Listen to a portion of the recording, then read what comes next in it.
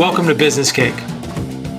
These are conversations where we discuss creative work, ideas, and stories with a variety of guests, builders, and founders.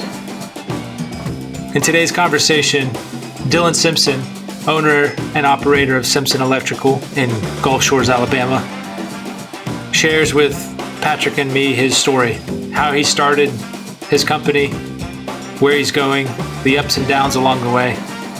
We have a good time. We catch up with an old friend. I hope you enjoy it.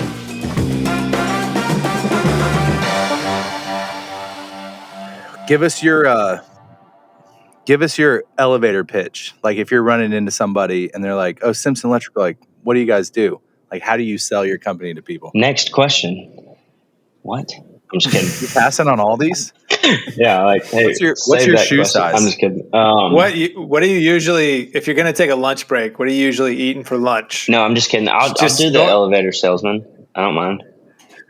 All right, sell this elevator. Sorry. We'll come back to the lunch. Yeah, question. Please. You go. Next question on that one too. Reverse one question back. All right, what was the scenario again? I run into somebody on the elevator. Oh, well, that's just an elevator pitch. Is just like if you got like 20 seconds, you run across somebody at the grocery store and they're like, "Simpson Electrical," and they're like, they seem interested, like, "Oh, what do you do?" Then do you just say, "I'm Simpson and I do electrical," or do you say more than that? That was close. Yeah, I would just tell my name. Hey, Dillon. Dang, this is harder than I thought it would be. You just sell your company, like yeah. We covered. You've never done this? I mean, I have so many times. Yeah, I can't tell you how many times in Lowe's I'm sitting there. That's what I would think. Yeah, and they're like, "Are you an electrician?" And sometimes I'm like, "No way," and sometimes I'm like, "Yes, if I have time." But yeah. But do you do all kinds of electrical work? Yeah. Or are there? Do you specialize within that? Yeah, so that's a good question. So, yeah, we do like same thing what I was saying before, where it's like anything and everything. Yes, same with us. Like we do a lot of internet stuff. We build a lot of new construction houses. So there's a few custom home builders in this area that I work for, where they build the house, we wire it. We have done a lot of commercial stuff, like out of town. A lot of in-town commercial stuff. So let's see, like, and then down to like small things, like hey, we want an outlet right here for a whatever, my bass guitar or something, whatever you need. So it's or like lights. We need a chandelier in the kitchen, can lights. We do a lot of can lights. We've done stuff like, what's it called? Like lights for a basketball court. Some cool stuff like that. So it's mostly residential. Yeah, I would say overall, over the past 7 years, I would say like 60 to 70% residential, and the rest would be commercial for like and I would consider like a lot of the stuff that we do at like any condos in Orange Beach or Gulf Shores, I would consider those commercial. Okay. Yeah. Not residential, commercial, because they're mostly used for rentals and that kind of thing, or what? Yeah, well, so like commercial electrical work and residential electrical work, it's two different, like the stuff you're using to run the electrical, the wire, the conduit and stuff like that is all different. So like commercial being everything's metal because it's metal studs. Metal and concrete type building, and then with residential it's like wood and nails, shingles, that type of thing. So it's like Romex wire versus in conduit, boring stuff. Oh, I don't know anything about those ones. Yeah. So let's hit that really important question. What do you get for lunch? And then I got another question for you. Okay, I'm big on big sub guy. So Publix has like the best sub, in my opinion. Public subs. Yeah. Yeah. Really? Yeah, dude. Yeah, they do a good job. They go hard. Okay. And they're cheap. What kind of bread on the sub? You just get like white bread? No, like the one with the most seeds and grains. That's my bread. Hearty whole 7 grain, a 10 grain in there, maybe a 15 grain if they're feeling good. Yes, healthy bread. That's that electrical money. Yeah, I'm dude. sitting there with white bread, You got one seed right there, little It's white bread boy. Yeah, exactly. Yeah, dude, try that whole grain one time. It'll fire you up. And then what kind of meat on the sandwich do you get? I think we could jump out of the lunch segment. Not Anyways. just this is really good. This is really important. All right, dude. What kind of meat? Get Turkey? a good one on this. Yeah, I'll go for turkey. Roast beef? Yeah, I would go for chicken over anything. Like, Okay. yeah. All right. I'm with I'm that. big chicken. Like I love chicken, grilled chicken, seasoned chicken, blackened chicken, yellow chicken, white chicken. Asian chicken. I love a good sandwich. That's why when you said it's a sub, Yeah, I don't know if you saw it, but my eyes lit up. I did. There's sandwich spots around San Antonio that I have marked.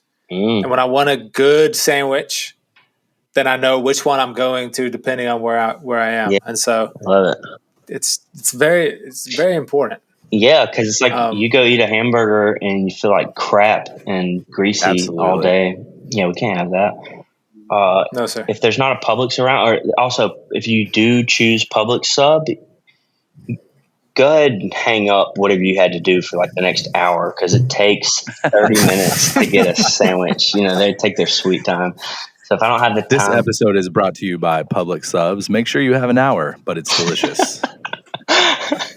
If I don't have the time, Jimmy John's is muy rapido, and they don't have that grainy bread. That would be the only downfall. Anyways, yeah, enough about the food, man. All right, so outside of electrical, because that's like your trade, right? That's your product, the service you provide. Yeah, That's right. But what other skill have you had to acquire and hone in running a business that you've seen progress over the last 7 years? Sales would be the number one answer for that. I would say my sales. So, yeah, talk to us about that. How'd you start, and what are some things that you learned, and what are a couple success stories? Okay, so I had a sales job, quote like commission only. So I lived in Louisiana for a couple of years, and it was I worked for a Honda power sports dealership. So I sold like motorcycles, 4-wheelers, and stuff, mostly 4-wheelers because it was in Louisiana. Nice. But Off-road, baby. Yeah, dude, that off-road power sports life. And it was interesting, but it was like car sales pretty much. So it's like from day one, it was like the do's and don'ts of sales I got to learn, which was cool because there are big time do's and don'ts. And so, yeah, I don't know. After I said 2 years of learning, of like what's my sales approach, because I think everybody's sales stuff is different. Where you get the really pushy guy, and then like me, where it's like I'm not really going to push you too much. I can get annoying if I really want to sell a job. I can get pushy, but not like the pushy guy you're probably thinking of. But so yeah, I kind of got to hone that, and I liked the Honda stuff that we were selling, so it helped a lot. But so that was my sales experience that I had, which was pretty good experience. And but then when I start, of course, working for myself, it's like now I'm selling me and the work that we do. So it was like I was even better at that, obviously. So you started off pretty strong on it. Like as soon as you kicked off, you're good at sales. Yeah. So my first sales job ever, I went from construction since I was like 15 to I probably was like 22 when I had the sales job. And yeah, I got like my first month there, I got the top gross of the salesman. And it was like, so that all that translated directly over into Simpson Electrical. Yeah, like when you kicked off. Totally. And it was, yeah, if you want to step back even further, or let me explain. It's funny because when I was younger, or like, even in my like early, or like when I was 20 or 19, 18, I would get so frustrated that like where I was working, and I always felt like I was smarter than where I was at, and I would be, to be completely honest with you, I would be pissed at God for that. And I'd be like, and I would see it's that classic, like, hey, don't do that. But I didn't know, I was young. But it was like I would see my friends that are like, they drive really beautiful trucks and blah, blah, blah. They get to, it's like they have unlimited funds, and not unlimited, but they've got tons of money to spend. And it was like why am I broke all the time? Why am I blah, blah? Like, this is so, I don't know, it's just frustrating. It's like, I know that I'm smarter than this. And I could just see the Lord like laughing at me, almost like pointing his finger, because he's like, yo, you have no idea what an idiot he is right now. Like being mad Sounds like, that seems like God. Yeah. yeah, I could just see him like not really taking it to, just because I didn't know exactly what I was saying. I didn't, you know what I mean? I wasn't really frustrated at him. And I feel like he knew that. Maybe not. Maybe he was like, yeah, you're going to pay for that later on when you're dead or something. I don't know. But, dude, you should start a church, I think. hey, there you go. It's not a bad place. No, I'm kidding. So anyways, I would just get so frustrated. And then I started the sales job and I was still like in my own, whatever. I was still frustrated where I made pretty good money. Actually at that time, when I look back on it, I was making incredible money. I did really well at it. But it's just funny that the Lord was like setting me up, like all of the construction experience that I had, or even jobs with electrical that I had where I was getting paid like, I think like $300 a week for like 2 years with this electrical company that I worked for. And it was just like, I kept the job because the hours were like 7 to 3. So I would have, the rest of the day after 3 p.m. to do side jobs or whatever. So, because I have never liked being poor and always working. So it allowed me to have extra time after work, but at the same time, it was really, I just was fascinated with electrical stuff. So I was okay to get paid a lot less than I was used to. So anyways, even with that, it was funny. Like the Lord was, I know, setting me up to be in the position that I'm in now, or after the phone call with Tippy, where it was like, okay, he needs, what does he need? He needs construction experience for electrical work. A lot of stuff, framing and stuff. You have to have a good grasp of how things are going to be built. And then it's like, we needed to get him better at sales, stick him in a sales position, perfect for me at the time, especially it's like dirt bikes and stuff that I like. So yeah, but anyways, back to the first sales job. It was like, I was really good at it immediately. And didn't even know, I didn't have any confidence going in, to be honest with you. It helped that it was in a new city, because it was like, it kind of just allowed me to be myself and not, I don't know, not have any like hold back or regard for what people thought about me.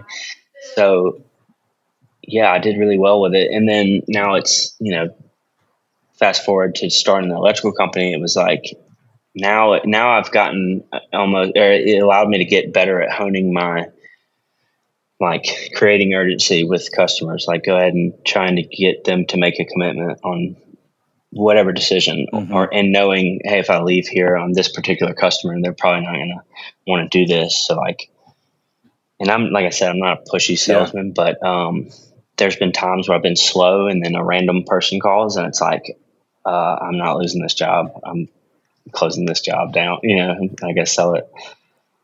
Yeah. So, and then. So creating urgency for the customer is one thing that you, like, one part of selling. What's another part of selling that you've seen that you needed, like, that particular skill? Like, how would you break that down? Well, so I feel like overall creating urgency is like the easiest one to talk about, I feel like, for me, but it's definitely not the most important. For me, in my whole sales approach or whatever, is more about like specifically meeting what you want and getting like exactly whatever you like. My favorite jobs, even current day, are like when people call me where they're like, hey, I have my business, I'm putting my sign outside of my store and I don't know how to light it up. We can't do this, but maybe I thought of this, but I'm just going to give you or like my whatever. Whenever people give me the creativity to like, hey, I'll find the perfect light or something that's nice, that's not going to break in 2 years or wear out or anything like that.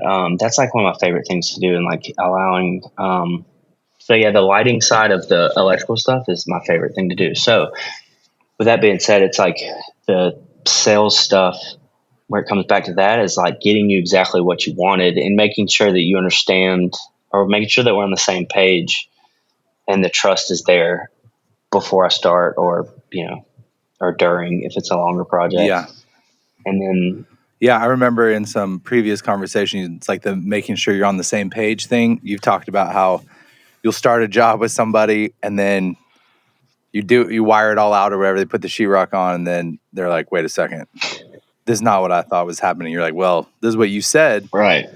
We talked about that. Yeah, definitely. And in the earlier days, I was probably a lot nicer, but now it's like I'm pretty strict on, okay, well, I'm going to charge you for that. But I say that, there's still, I'm pretty nice on it. So most electrical companies, when that happens, what you just said, it's like, that's where I feel like, I could be wrong on this, where it's like most electrical companies, that's where they end up making a ton of money because they've got it written in their contract. Hey, we're going to charge you 300% for change orders. And it's like, and if it's, we forgot to tell you that there's a grinder pump going into this house, it's like, which is, or whatever. Oh, there's going to be a small fridge here. We need an outlet for that. It's like stuff like that. I've seen electrical companies just rip the customer or contractor a new butthole, legally.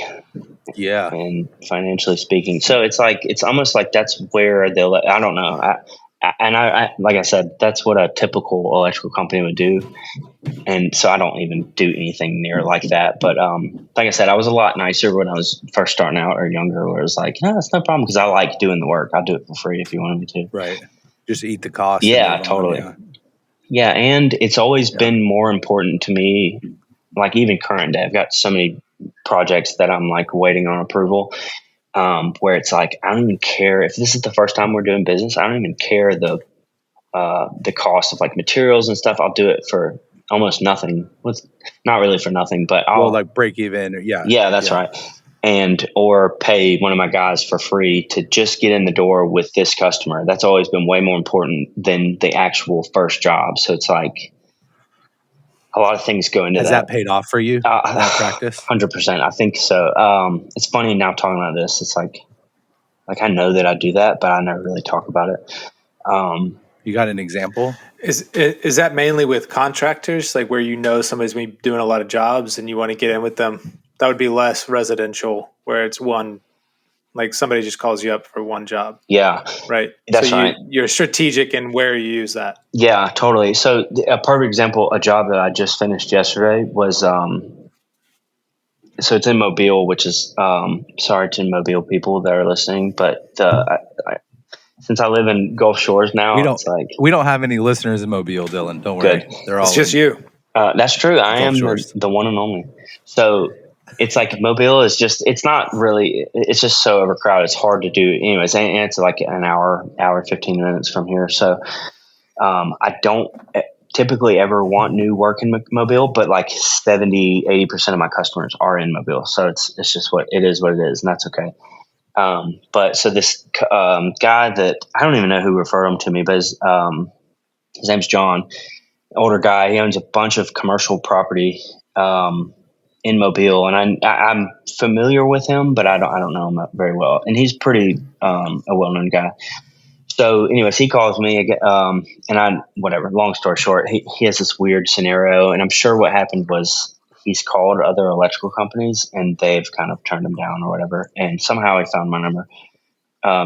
Electrical companies turned down the job because of how much of a nightmare, like having to deal with the city of Mobile, which is like, dude, yeah, permitting and things like that. Sorry, yeah.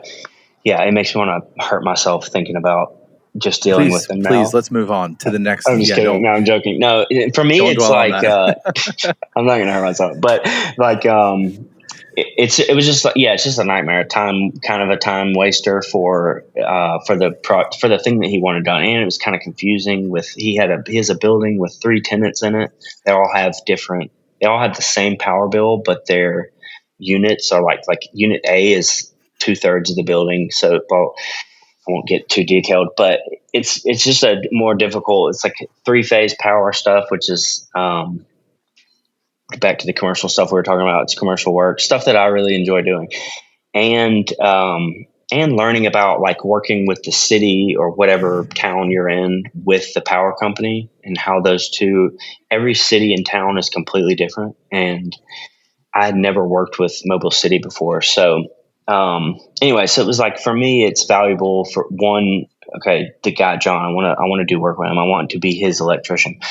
And I know that'll happen as long as I can get this first, this one job. And what a beautiful thing. It's a pain in the ass type job. So anyways, and this guy's like, he owns a lot of property. So he's very, very tight. He's very, any estimate that I sent him, he was like, why are you charging me this for this, whatever? Cause I have it, itemized. And a couple things, I'm like, yeah, that's what I charge for that. And that's actually pretty reasonable. And on other stuff, I was like, yeah, that's a little bit higher, but that is what it was. And I kind of let him near the end. I sent him like freaking 5 estimates. He was like revised again and again and again. Oh my gosh. Yeah. Which does suck. So, but anyways, and then I kind of near the end where I was like, I'm ready to just sell this job. I kind of let him beat me up a little bit, which is, it's fine. Like I said a minute ago, it was like, I'll take whatever. I'm not going to argue with you over $300 or even $500. You got it, whatever. Let's just, when can we start it?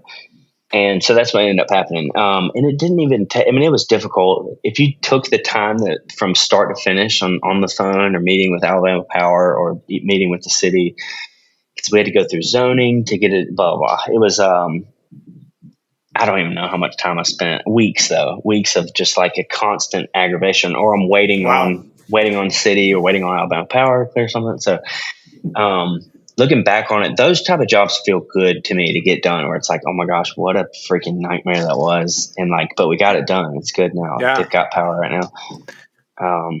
And the trust that you built, yes, all along the way, the back and forth, it's like this, he doesn't want to go through that with a whole nother person on the next job. True. So there is some of that where, I don't know, like when you're fishing, you're getting that hook set. Yeah. Fish is on it. You're just like, you're getting it set. You're like, I'm going to take the beating right now. That's okay. But you know that all the different pieces, and that whole thing is a sales job. Like that's whole sales process. It wasn't a single conversation that you had. It was the relationship that you were it's building. The on-the-job sales, like where your performance is the sales job right there. Yeah. So has that paid off where he's come back and given you more work? Not yet. Like I said, I just finished that job yesterday, but, or I say but we, okay. Yeah. But yeah, even I don't know, in total, like from start to finish, like actual, it probably took like a month and a half total of planning and then going, hey, well, now I found out we need to get with zoning and stuff like that. And then waiting. That was, like over a month, but in that time is kind of where I built his trust. So where I let him beat me up in the end was that final, like, now I got him, like your analogy. Well, now the hook is set 100% because it's like, I've done all this back work, even went and installed something, not for free. We talked about the price before I went and did it, but it was something that wasn't to do with that. And for another customer of his, and I didn't even, I was like, I'm going to wait to invoice him just to show him like, hey, I'm not doing all this to like, hey, I want you to pay me immediately. Because I know for somebody like him, he's a busy guy. But yeah, and it was one of those things where it's like, it was funny is like so many people. So I would call like, hey, I have a friend of mine that had an electrical company. It was like, hey, who do I call for? Like, where do I even start with this type of job? I don't even know. I've never done something like this. And he's like, man, I wouldn't even take it. I would just decline the job. I'm like, what a little baby you are, for a better word. What a terrible thing to, anyways. You can say baby on here. Okay, baby. What a baby you are. A baby back baby. So anyways, I had like 2 or 3 other people that were like, hey, I would just turn that job down. Like, why are you even messing with that? And it's in Mobile. Like, what are you doing? And I'm like, that's the best kind of competition right there. It's like the ones that are like, I'm not even going to get into the swimming pool there of competition. Swimming pool of competition. Is that part of the fishing analogy that's going on? No. Different analogy. I switched. No, Will. There's a pool of competition. Keep going. And you're the only one in it? No one else is in it? No, they all jumped out of the pool. So there's a reason they all got out of the pool. You got to look around. Dylan, why did they get out of the pool? There's a turd in the pool. Hard, I guess. I'm just kidding. I don't know. And then you turned around and were like, that's why they got out. You mentioned that guy that you call sometimes, like when you're working through an idea or a job or something. Is he Tippy? Would you consider him a mentor? Is that not Tippy? Tippy. Oh, no, it's not Tippy. No, I wouldn't consider him a mentor. He could be. He's a busy guy. He just stopped doing electrical. So he's had an electrical company for like 25 years. He just stopped doing electrical work. So now he accepted the job. Still doing electrical work, not for himself, but one of his friends hired him, kind of made him an offer that he couldn't refuse, type of thing. So now he's got a lot more time to where I can call him for questions like that. But he's somebody that's been everywhere. Well, I say been everywhere. He's done a lot of business for 25 years. I can call him. I'm like, hey, how does this normally work here in this city or in the county of Mobile, stuff like that. And he pretty much knows. He's a good resource for that. That's right. Yeah, he's more of a resource. Yeah.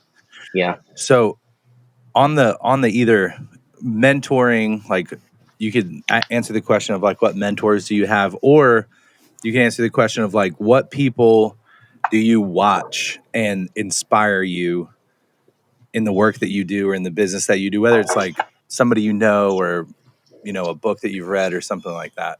Okay.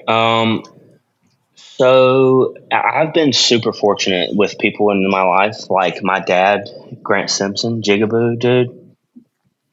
He's like, he's 100% my biggest mentor and like somebody that I look up to greatly.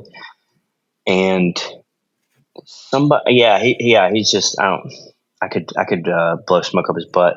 I don't want to right now, but he's been awesome. He's always a resource and somebody that's like, he's got a lot of wisdom when it comes to like, I don't know, dealing with people or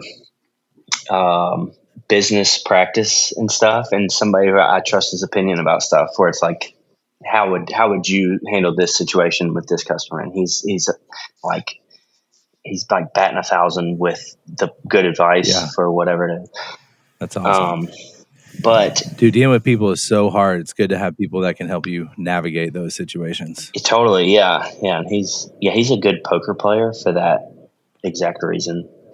Cause he's really good. So there's a book that I thought about this last night that I wanted to mention on here. Sorry about that. So there's a book that, Tim Heath recommended me a few years ago, and it's called Everybody Matters, which is kind of a lame name. But anyways, the whole premise of the book is is basically wait, why is that lame? Everybody matters. It seems because everybody doesn't. That's appropriate. Matter. I'm just kidding. No, that's not true. I don't know why it's you should write that book. Yeah, totally. Why everybody doesn't matter, actually. No, seriously though, Everybody Matters. It was an awesome book. It was really cool, and I read it, I don't know, 3 or 4 years ago, and it didn't apply to me almost at all at the time. But the premise of the book is like investing time and energy and resources into your employees' goals or dreams, right? So like you work for us, Simpson Electrical, but my main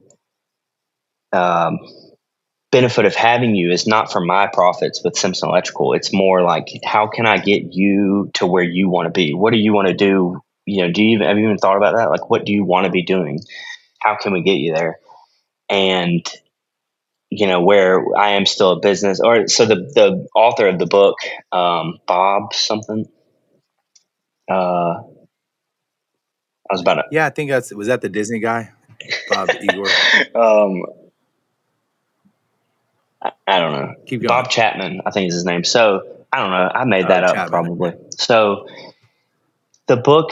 So, anyways, this guy he had a big company, and I don't think he ever specifies in the book what his company was called, but other companies like him, or even as big as him, with install now Chapman. Oh, I see it now. Yeah, is that Chapman. it? Yeah, you got it right. Yeah. It was Bob Chapman. Yeah. Yeah. Shout out Tim Heath. That book was awesome. So, anyways, it's like GE was one of the companies. General Electric was one of the companies he was kind of like not hating on, but talking about like in their mission statement. If you went on their website, it's like, we value our employees and want, the blah blah. If you were to really look inside of GE, you look at their New York whatever branch and the culture there. What is it like? Is it actually like that? It never really is. So it's a good thing to say as your company, but it's not ever really practiced. So he, on the other side, Christian guy, was concerned with that, and that he made that his one of his sole things with employees or with his teams. And it created a lot of the stuff that we just talked about with sales, where it's like employees, the trust is there, and it just shows your intentions as a boss. And it's something that like I said, didn't apply to me at the time, but now definitely does, where our relationship, boss and employee, is so much better because you know that my intentions of having you aren't how can I make 3% more revenue out of you, or how can I get 3 hours extra work out of you today?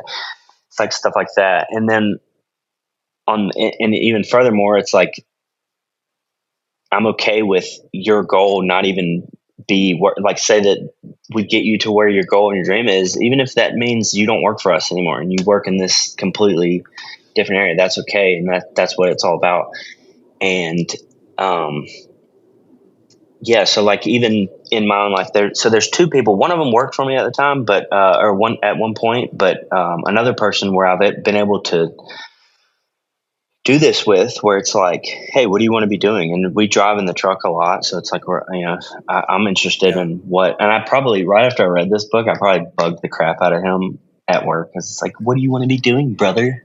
What's He your thinks goals? you're trying to get rid of him. Like, but what do you really want to do? Yeah. No, but what do you really want to do? Like, no, it's not electrical work. I know that, dude. You want to be doing. It's clearly not electrical work. Totally. Yeah. So, but anyways, over like 2 years with this one guy, I won't name him, but it was like I helped him get into that position to where he can start his own company, and a lot of it was like building his confidence almost, and reminding him, or hey, this is how I do it in our business. The business that you want to do in my business are more similar than you think. And here's how I do it. And it's worked for this long. So, anyways, so it finally getting to that point where now he literally, hey, this day will be my last day, and I'm going to start this up, the business you pretty much helped me create. That was like the most fulfilling thing ever for me. And it was like, I got a grasp of like what your boy Chapman was talking about. Because even the day-to-day stuff, while he was with me, it was like, dude, I got the most and the best out of him for the most part, and like his best attitude for the majority of the day. And I just thought that was cool. And I kind of like discovered something there for many different reasons, but discovered like, why even am I in business? It's not just to do electrical work, it's like, it's got to be greater than that. And like, I wonder what that is. And like, that was immediately, I got to uncover one. That was one big thing. It's like, this isn't for me, it's for other people. And like, I like that feeling where I could build somebody up to be their own boss. And hey, it might not work. Somebody told me that when I first started for myself. They're like, hey, it could fail, but you go get a job, whatever. It's like, that is always an option. They were honest enough. So it was cool to do that for somebody else. And then another person too, that didn't work for me, but that was like, that book was crazy. And that, like I said, that's 4 years ago, I probably read that. And still, I think about it all the time. Mm-hmm. I should read it again or listen to it. Dude, that's awesome. Cool. That's a great story, Dylan. Well, and the fact that you did it, that you actually like helped them. It's not just it's not one of those ones. That's what makes it a great story. It's not just those ones that's on the wall like you're talking about, but it's like you put it into practice. And it's a great story, Dylan. I like what you did. Yeah, but not like that. Not like that. Let me tell you. No, it is a great story. Yeah. You're right, Will. But it's not a story, Will. Man. It's not a story. It's real life. Yeah. Well, Dylan, let me say, first of all, that you are, I mean, we didn't say this in the beginning, but I was thinking it. It's like, I am impressed with you and who you are and how you've really worked hard to get to where you are. And like, you know, I've been helping out with your company for a little bit. So I've seen some of the backstory and some of the issues and the challenges you've faced.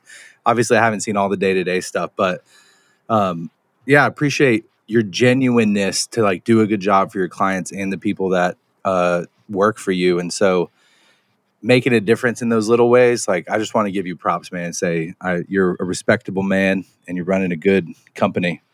So thank you, dude. Cheers to that. Man, I really appreciate that. Yeah, man. Yeah, and let's not get crazy too. Like, I'm a very small electrical company. We do really good work and stuff, but yeah, I do appreciate that. I won't backhand it, but yeah, thank you. No, that's fine. Thank you. That's good. So we asked this question to several people, and obviously, if you've run a company, like you've had challenges along the way, but give us like a difficult challenge, something that's been not just like, all right, I thought about this and figured it out, but something like might have cost you a couple nights of sleep. Okay, the first thing that comes to mind was my first biggest challenge, which was probably like, I think it was like 2019. I was doing this. Gosh, I don't want to get too boring and like electrical talk here, but I was basically getting power for this guy's. A customer of mine had bought a boat, like a very, very expensive and heavy boat, and was building a boat lift for it at he has a condo, or one of his condos is in Dolphin Island, or was in Dolphin Island. And so this lift is like huge, like a Goliath boat lift. Like when you're driving into Dolphin Island, like you can see it from the bridge when you're coming in. It's like it stands out. His boat stands out, especially at the time. Everybody in Dolphin Island is kind of like, whatever, making comments about it. So, So, anyways, it was this snobby guy putting this boat lift here. Yeah, or it's like everybody has, for whatever reason, like it's such a big opinion about it. Like everybody hates on us for some reason. But anyways, a huge boat lift where it's like a normal boat lift has like 2 motors on each side. This one has 4 motors on each corner, and it's got a bunch, like this huge box of what looks like a bird's nest of wires, and each motor needs multiple different things. I won't even get too far into it, but and not only is it up, it's like everything times 2, but it's everything's a lot bigger. So like the wire we use to go out there, all the equipment that we put on, everything's bigger. So it was cool, and I remember being like super excited to do this job. But then, okay, so there's a part of the boat lift. So I'll kind of walk you through. So say the boat lift is in the water and you bring your boat up to it, right? And you hit the button to go, okay, bring it up. So it's sitting in the water and then meets your boat and lifts it up. So there's a thing called a limit switch that basically when the boat gets to a certain height that I would set, then it shuts the whole thing off, right? So it stops the motor so you can get off and blah, blah. And then the same thing for a limit switch on the down position so that the boat lift itself doesn't hit the bottom and then unspool the cable, right? Because then that'll be a nightmare. So it has to have 2 positions, limit switch. And then everything has to be wired back in sync with each other, which I had never even done a limit switch for the 2 motor boat lifts, right? So very unfamiliar. I know how a limit switch worked, but I just couldn't put it all together. And I'm like looking at this crazy diagram, wiring diagram for the whole thing. I just could not figure it out. And I lost many nights of sleep wondering and like researching. And it was such a like niche type of company that made this type of lift. So their information online was like none. Nobody was talking about this. I'd be curious to know how many of these have been installed, but I'm sure in like Miami area, there's a billion of them. But anyways, new in my little world. But those limit switches threw me off so bad because they had 2 positions up and down, and like, how do I even wire that into my? I called so many people and nobody could really. I even called my mom's dad, my papa.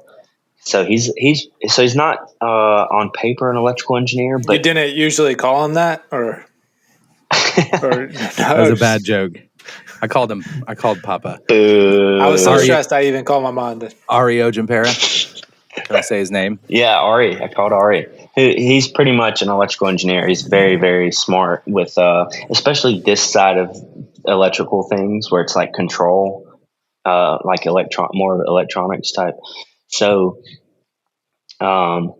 anyways, aside from getting him out there to look at it, which I did plan, it just never worked out. But anyways, it threw me off bad. Eventually, I figured it out, and it was the coolest thing ever. Kind of a lame ending to that story, but yeah, I lost many nights of sleep over that. Where it's just like, dude, that's not a lame ending. It's awesome, Okay. and you didn't jack up his boat. So, what do you see for your company over the next 10 years? Ooh. I'm more of a 5-year guy, but it's whatever. I'm just kidding. So 10 years. Just do 2 5 years, and it'll make it 10. Cool, just double whatever I had planned. Yeah, that one.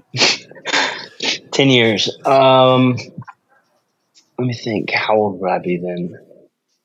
100, pretty much. I don't know. I would say in 10 years from now, I would like to have multiple Simpson Electrical trucks running around here and in Mobile. And when I say multiple, I would like 3, 4 probably would be nice. I think that's totally doable in 10 years. What else? I would like to have more. Well, and that's what I was saying. Like when I think, I really do. I was joking, but I like to. When I do dream or plan about stuff, it's like 5 years from now. So like, even before the 10 years, I feel like I could. It's possible to have more clients in this area of Alabama, Orange Beach, Gulf Shores. And it's crazy since living down here, how many new customers. So Candace and I, my wife, were just talking about this the other day, where it's like, there is a way to find out, but the amount of new customers I've gotten in the last year has got to be more. Yeah, got to be more customers than the previous 7 years before that. By far. Wow. It's crazy.